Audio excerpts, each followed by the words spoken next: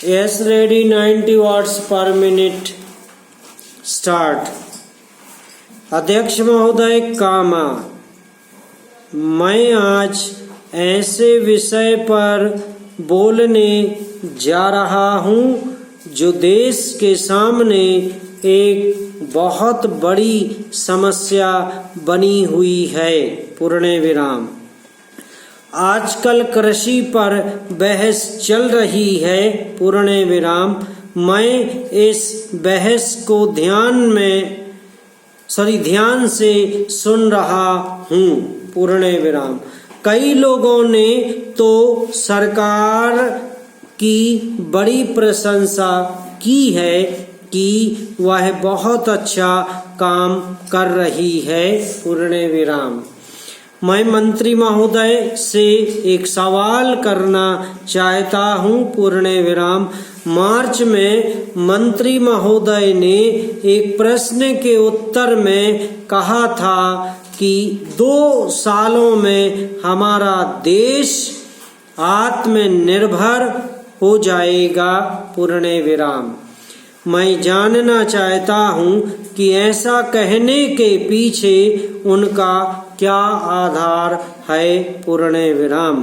कौन से उनके पास ऐसे सबूत हैं जिनके आधार पर उन्होंने इस प्रकार की घोषणा की है। पूर्ण विराम।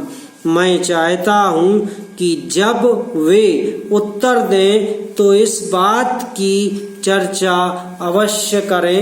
पैरा।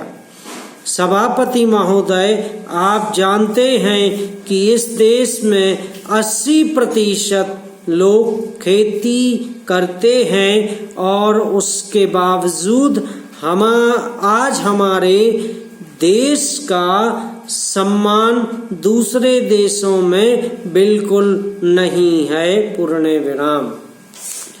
आज हम दूसरे देशों में भिखारियों के नाम से पुकारे जाते हैं। पूर्ण विराम। अपने देश में जहां 80% लोग खेती करते हैं, हम भोजन के मामले में भी आत्मनिर्भर नहीं हुए हैं।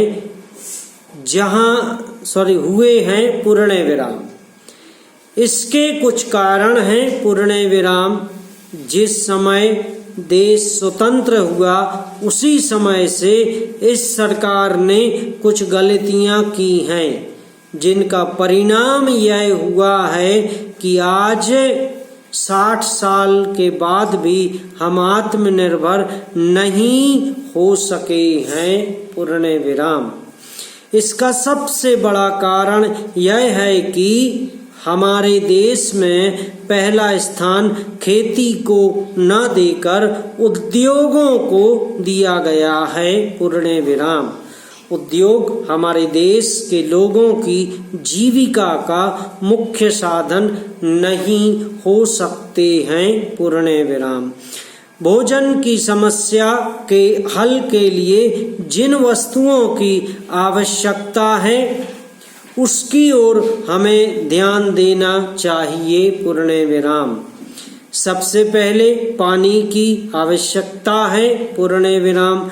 मैं समझता हूँ कि देश में सिंचाई पर अधिक जोर दिया जाना चाहिए और सिंचाई तथा खाद्य मंत्री एक होने चाहिए। कामा। यह सभी चाहते हैं। पूर्ण विराम। पानी के बाद खेती के लिए खाद भी आवश्यक है। पूर्ण विराम। खाद का स्थान दूसरा हो सकता है। पूर्ण विराम।